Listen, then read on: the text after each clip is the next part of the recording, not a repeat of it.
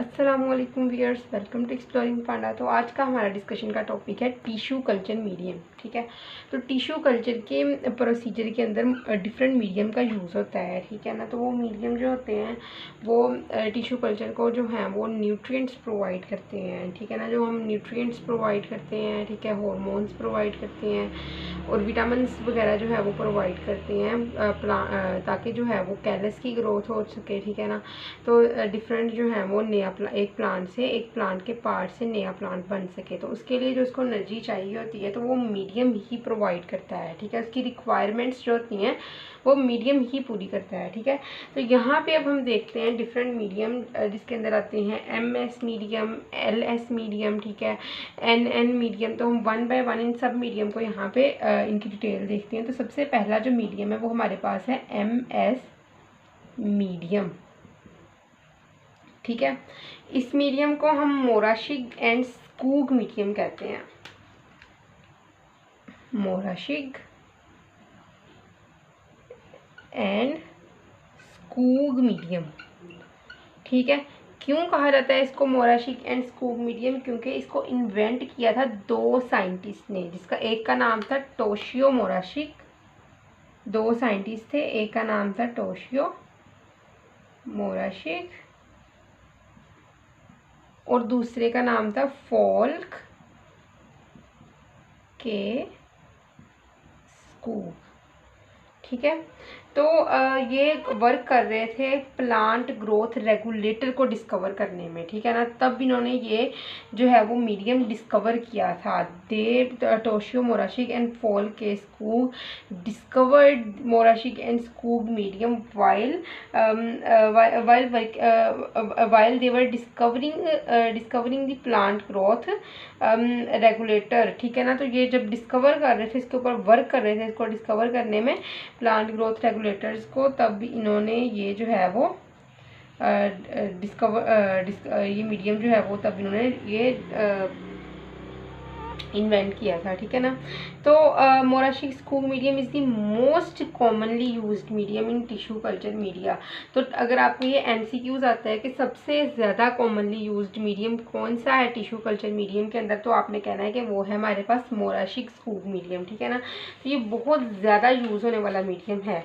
तो अगर हम इसकी फॉर्मेशन देखते हैं, इसकी फार्मूलेशन देखते हैं, इस मीडियम की फार्मूलेशन, तो मोराशिग और स्कूग मीडियम की फार्मूलेशन में आती है कि ये ब्लेंड होता है न्यूट्रिएंट का। ये मीडियम जो है ये न्यूट्रिएंट्स का ब्लेंड है, जिसके अंदर आते हैं इनऑर्गेनिक साल्ट्स। ठीक है, उसके बाद आते हैं विटामिन्स और एट द एंड इसके अंदर आते हैं अमाइनो एसिड्स। ठीक है, इनऑर्गेनिक साल्ट्स आते हैं, विटामिन्स आते हैं और अमाइनो एसिड्स आते हैं। फार्मूलेशन की बात कर ली, अब हम देखते हैं इस मीडियम का पर्पस क्या है। हमारे पास मोराशिग और स्कूग मीडियम का पर्पस क्या है? ठीक है, तो ये मीडियम जो होता है ना, ये यूज़ होता है इंड्यूस करने में organogenesis. This medium is use to induce organogenesis. Organogenesis का फुल टॉपिक मैं आपको पढ़ा चुकी हूँ, आप टिश्यू कल्चर वाली प्लेलिस्ट में जाके देख सकते हो। ठीक है, उसके बाद है कैलस कल्चर। कैलस कल्चर का टॉपिक भी टिश्यू कल्चर की प्लेलिस्ट में है, आप जाके देख सकते हो। ठीक है, माइक्रो प्रोपगेशन का भी टॉपिक जो है वो मैं अपलोड कर चुकी हूँ, वो आप जाके देख सकते हो। ठीक है, और एट द एंड है हमारे पास cell suspension culture. Cell suspension culture का टॉपिक अभी मैंने अपलोड करना है। ठीक है, तो वो 1-2 दिन में मैं अपलोड कर दूंगी, वो भी आप देख लीजिएगा। ठीक है, तो ये इन सबको इसका पर्पस है कि इन सबको इंड्यूस करवाता है, इन सब प्रोसेसेस को, organogenesis, organ formation, callus formation, ठीक है, माइक्रो प्रोपगेशन और सेल सस्पेंशन कल्चर के प्रोसेस को मोराशिग और स्कूग मीडियम के इंड्यूस करवाता है। ठीक है, अच्छा, दूसरा है हमारे पास लिंसमेयर और स्कूग मीडियम, LS मीडियम इसको कहते हैं, और इसका दूसरा नाम है लिंसमेयर एंड स्कूग मीडियम। क्यों? क्योंकि इसको डिस्कवर किया था दो साइंटिस्ट ने 1965 में। एक साइंटिस्ट था लिंसमेयर, ठीक है, और दूसरा था स्कूग। इन्होंने इसको डिस्कवर किया था, कब किया था? 1965 में, ठीक है। इसीलिए इसको हम लिंसमेयर एंड स्कूग मीडियम कहते हैं, ठीक है। तो इसको फर्स्ट टाइम यूज़ किया गया था, हमारे पास तंबाकू है मौजूद, उसके ऑर्गेनिक सप्लीमेंट्स को जो है वो तंबाकू कल्चर में उसके ऑर्गेनिक सप्लीमेंट्स को मैक्सिमाइज करने के लिए, ऑप्टिमाइज करने के लिए, ठीक है। तो it is first use to optimise the organic supplement of the तंबाकू कल्चर। तो क्यों यूज़ किया गया था? ऑप्टिमाइज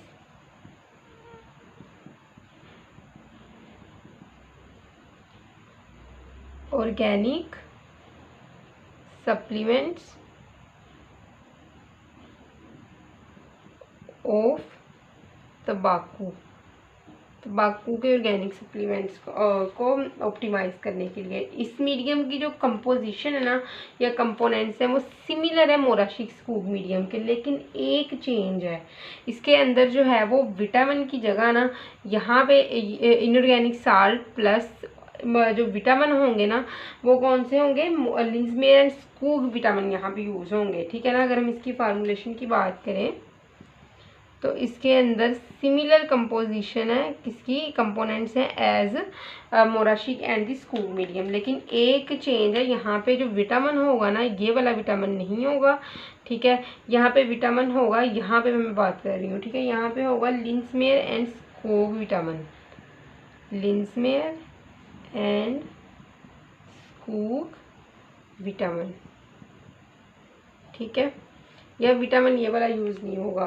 तो इसने ये देखा कि जो इंक्रीज कंसंट्रेशन है थायामीन हाइपोक्लोराइड की, ये जो है वो विटामिन की एब्सेंस को कंपनसेट कर देती है। लिंसमेयर एंड स्कूग इन्होंने ये देखा कि जो हमारे पास इंक्रीज कंसंट्रेशन है ना सोडियम इसकी हमारे पास है थायामीन हाइपोक्लोराइड की अगर कंसंट्रेशन बढ़ा दी जाए ना तो जो हमारे पास कमी थी ना विटामिन की उसको पूरा किया जा सकता है, ठीक है। अच्छा, अगर हम देखें कि इसका पर्पस क्या है लिंसमेयर एंड स्कूग मीडियम का, यहाँ पे अगर हम इसके पर्पस की बात करेंगे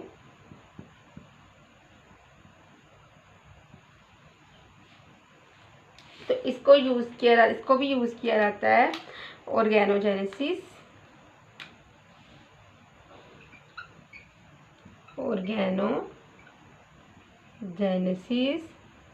कैलस कल्चर, ठीक है, और सेल सस्पेंशन कल्चर के प्रोसेस के अंदर इसको भी यूज़ किया जाता है, ठीक है। अच्छा, नेक्स्ट है हमारे पास थर्ड गैम्बोर्ग मीडियम, ठीक है, गैम्बोर्ग मीडियम। तो ये अक्सर ये शॉर्ट क्वेश्चन पूछ लिया जाता है कि इसको कौन सा मीडियम कहा जाता है? B5 मीडियम, या फिर वो कह देता है कि एक्सप्लेन B5 मीडियम। तो B5 मीडियम और गैम्बोर्ग मीडियम एक ही चीज़ है, ठीक है। तो पहले मोराशिक स्कूग को हम MS मीडियम कहते थे, लिंसमेयर स्कूग को हम LS मीडियम कहते हैं, ठीक है, और गैम्बोर्ग मीडियम को हम B5 मीडियम कहते हैं, ठीक है। तो इस मीडियम को डिस्कवर किसने किया था? इसको किया था डिस्कवर OL गैम्बोर्ग ने, ठीक है। कब किया था डिस्कवर? 1968 में ये मीडियम डिस्कवर हुआ था, ठीक है। तो ये इसने इस मीडियम को यूज़ किया for callus and the cell suspension culture, ठीक है ना। तो इसने इस मीडिया को यूज़ किया for callus and cell suspension culture. किन के हुए थे ये कैलस और cell suspension culture of glycine max, ठीक है, ग्लाइसिन मैक्स के, ठीक है। और ये ग्लाइसिन मैक्स किस फैमिली से बिलोंग करती है? फबेसी फैमिली से। तो इसने इसकी कैलस और सेल सस्पेंशन कल्चर के लिए गैम्बोर्ग मीडियम B5 मीडियम का यूज़ किया। किसने किया? OL गैम्बोर्ग ने यूज़ किया था, ठीक है। तो दिस मीडियम, ये मीडियम की अगर हम देखें फार्मूलेशन क्या है हमारे पास,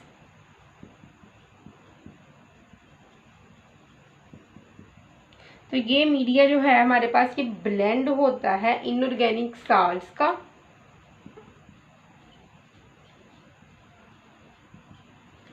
inorganic salts plus vitamins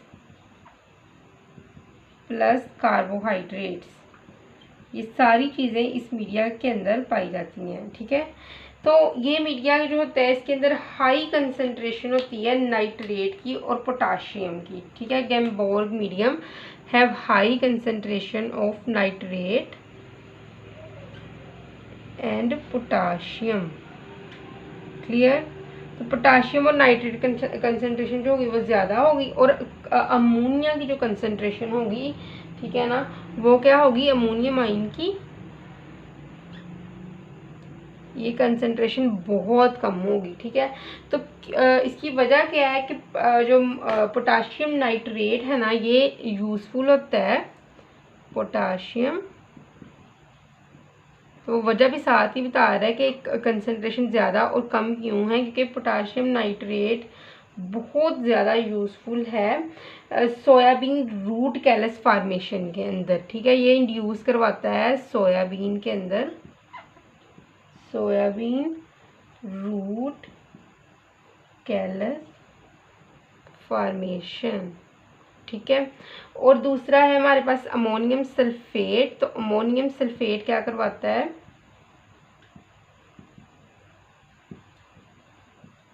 ammonium sulphate बहुत इंपॉर्टेंट रोल प्ले करता है सेल ग्रोथ के अंदर। ठीक है, play an important role in cell growth. तो अगर हम देखें इस मीडियम का जो है वो पर्पस क्या है, ठीक है, तो पर्पस मेन क्या है इस मीडियम का, पर्पस भी तो कुछ होगा ना। तो इस मीडियम का मेन पर्पस है प्रोटोप्लास्ट कल्चर,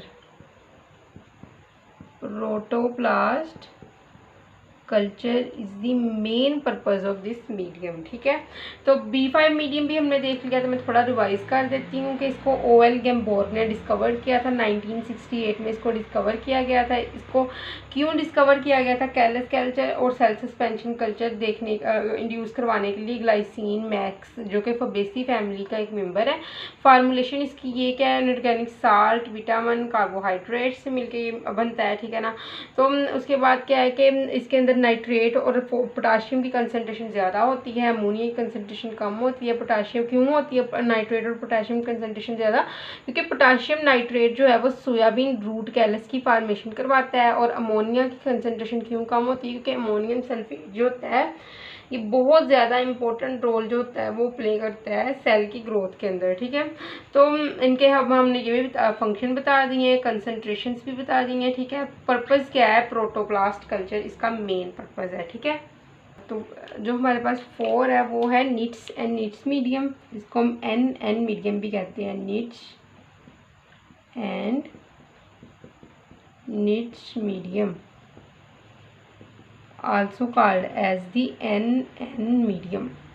तो निट्स मीडियम क्या होती है कि ये मीडियम डेवलप किया था जेपे निट्स ने,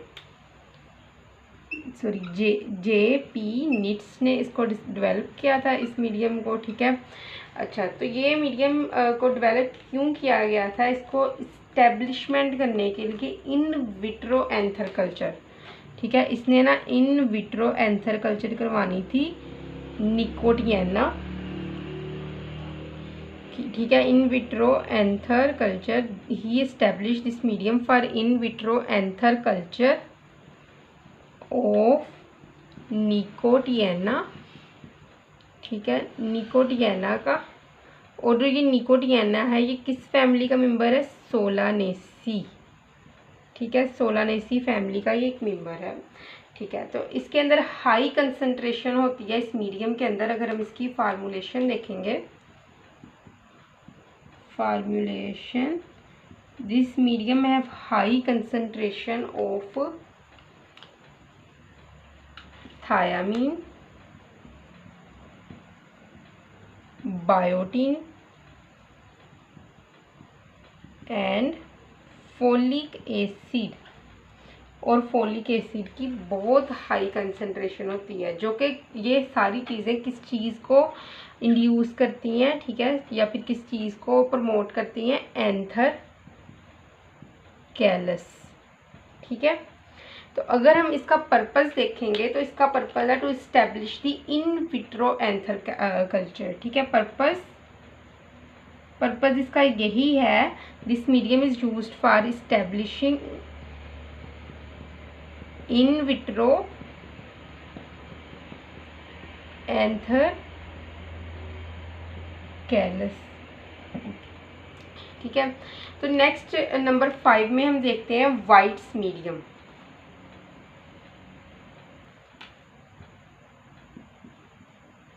ठीक है, वाइट्स मीडियम। तो ये मीडियम किसने डेवलप किया था? PR वाइट था एक साइंटिस्ट, PR वाइट। इसने 1963 में इस मीडियम को डेवलप किया था। किस लिए डेवलप किया था? Root culture of the tomato, for root culture of tomato. ठीक है, टोमेटो के रूट कल्चर के लिए ये जो मीडियम होता है, ये अर्लीस्ट प्लांट कल्चर मीडिया है जो डेवलप हुआ था रूट कल्चर के लिए। मतलब कि वाइट ने सबसे पहले अर्लीस्ट मीडिया जो वाइट ने ही डेवलप किया था रूट के कल्चर करवाने के लिए। ठीक है, तो उसके बाद क्या है कि इसके अंदर बहुत लो कंसंट्रेशन होती है साल्ट की। ठीक है, साल्ट कंसंट्रेशन, अगर हम इसके फार्मूलेशन की बात करें तो साल्ट की कंसंट्रेशन कम होती है। और अगर हम बात करें MgSO मैग्नीशियम की, मैग्नीशियम सल्फेट, इसकी कंसंट्रेशन ज़्यादा होती है। ठीक है, तो और उसके अलावा अगर इसके अंदर इसके और MS मीडियम में एक डिफरेंस आता है तो आप उसमें लिख सकते हो ये वाली लाइन के, इसके अंदर ना जो कंसंट्रेशन है नाइट्रेट की, nitrate concentration in White's medium is 19% less than MS media. ठीक है, तो MS मीडिया के मुकाबले में वाइट मीडिया के अंदर नाइट्रेट की कंसंट्रेशन 19% कम होती है। ठीक है, तो अगर हम पर्पस की बात करें तो पर्पस के अंदर क्या आता है कि इसको यूज़ किया जाता है शूट कल्चर में, तो शूट कल्चर में यूज़ किया जाता है इस मीडियम को। ठीक है, उसके अलावा इसको कैलस कल्चर में यूज़ किया जाता है। ठीक है, तो ये जो होती है ये बहुत ज़्यादा ये मीडियम वाइट मीडियम यूज़ किया जाता है कल्चर करने के लिए मूसा स्पीशी, मूसा एंड डेकस स्पीशी की कल्चरिंग के लिए वाइट्स मीडिया को बहुत ज़्यादा यूज़ किया जाता है। तो आई होप तो कि आपको टिश्यू कल्चर मीडियम की समझ लग गई होगी। लेकिन अगर किसी भी किस्म का कन्फ्यूजन है तो आप कमेंट सेक्शन में पूछ सकते हैं। Thank you so much.